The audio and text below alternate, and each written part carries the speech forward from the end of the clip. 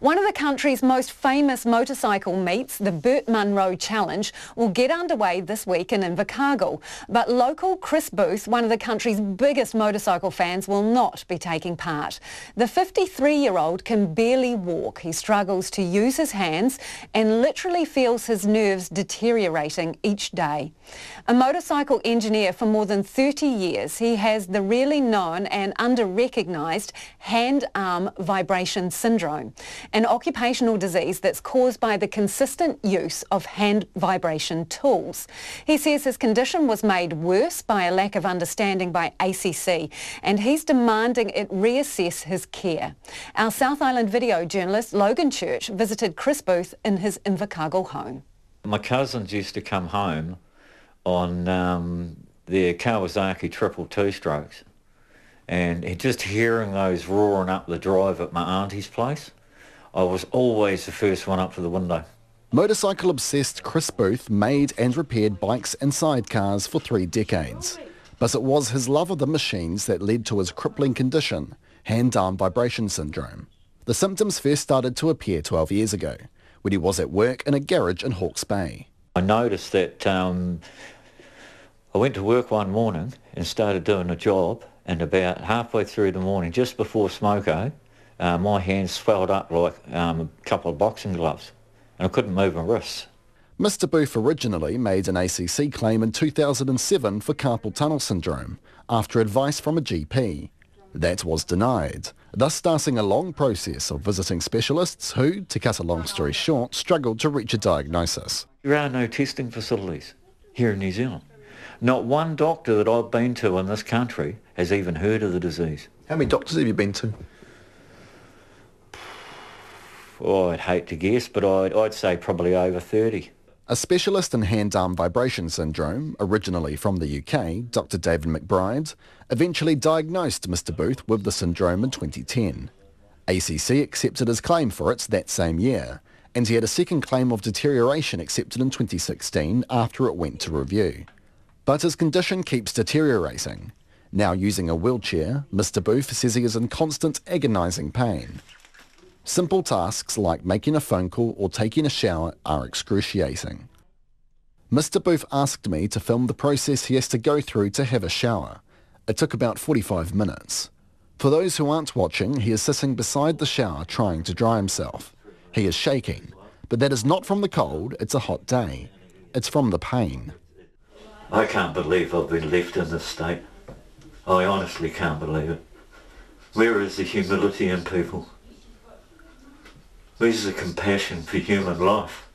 Mr Booth holds ACC responsible for his deterioration, saying it tried to rehabilitate him in the same work environments that caused the disease and hasn't done anything to prevent his condition from worsening. He says ACC cut his home help hours in March 2017 when he moved from Christchurch to Invercargill, and his multiple appeals for a review have been ignored. He now receives 2.25 hours of home help a day, but says he needs much more than that. I've not had an assessment done, an up-to-date assessment, for 2.5 years. His flatmate Tanya Reid has witnessed her friend go downhill. Acting as a caregiver for Mr Booth, she thinks he desperately needs more home help. When I met him, he was walking, and then he deteriorated just in his with generally with his hand-arm vibration, and then he was on sticks, like having to drag his legs around, and then now a wheelchair, and I'm still getting my head around the fact that actually Chris can't walk anymore, and the 2.25 hours of home care is just absolutely a joke. Dr David McBride, who we mentioned earlier, is one of the few experts in hand-arm vibration syndrome in this part of the world. I asked him how the disease progresses. It progresses through a series of stages, and sometimes it progresses in the absence of vibration exposure, and sometimes it doesn't. In severe cases, when there's blunting of the fingers, you can get a serious sort of loss of function in the fingertips. It can progress to gangrene. More usually the symptoms recover somewhat, but it's a complicated condition. This is the problem. How disabling can it be? Well, it can be disabling. He says it's a serious problem that there is very little research in New Zealand on hand-arm vibration syndrome and no local testing facilities. And he says that can complicate things for agencies like ACC, which rely on research and medical documentation.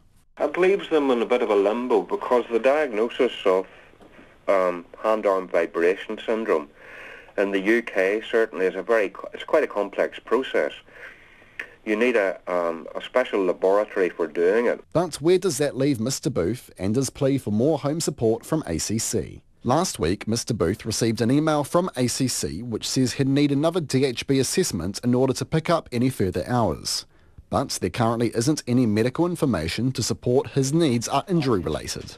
I spoke to ACC's Chief Operating Officer, Mike Tully, about his case. Mr Tully says ACC is not sure Mr Booth's deterioration is related to hand-arm vibration syndrome or HAVS. The diagnosis of HAVS clear, and so we cover him for that and for the treatment and everything for HAVS. But what's less clear is what's causing his recent decline, which involves the symptoms that are not typically associated with that. So to get to the bottom of that, for Mr Booth, we need to have an appropriate clinical specialist to inform us as to what that looks like. He says Mr Booth has also missed meeting with ACC specialists, and that has delayed help, but acknowledges the relationship between ACC and Mr Booth is not ideal. It's tough when there are relationship challenges, and asking clients to attend various appointments and assessments are important, to get an outcome, and we would just encourage that happens, and that sort of makes life a lot easier for everybody. Understanding the frustration that clearly he's going through. No one's doubting that he's not feeling it, he's not ill, but we just have to try and get the right assessment to find the right pathway forward. And Mr Tully defended ACC's attempts to rehabilitate Mr Booth in his then working environment. He developed the HAVS in 2007, and he'd started his own motorcycle business after that, so in fact his repair business in 2011, to which we were able to support him. So again, we helped him with that computer studies to help him with the administration work.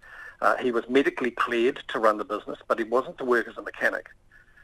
We also purchased some specialist equipment to help minimise the vibration in situations where Mr Booth wanted to use the tools himself.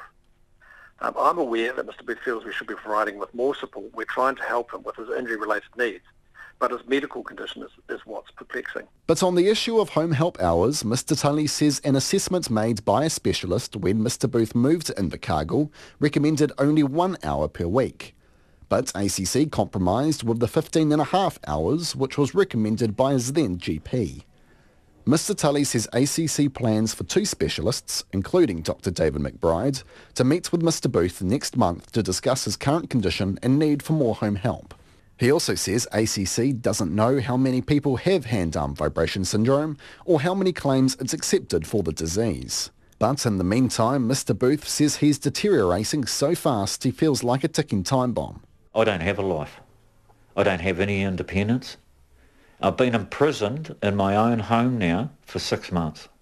But he lives in hope one day things will change.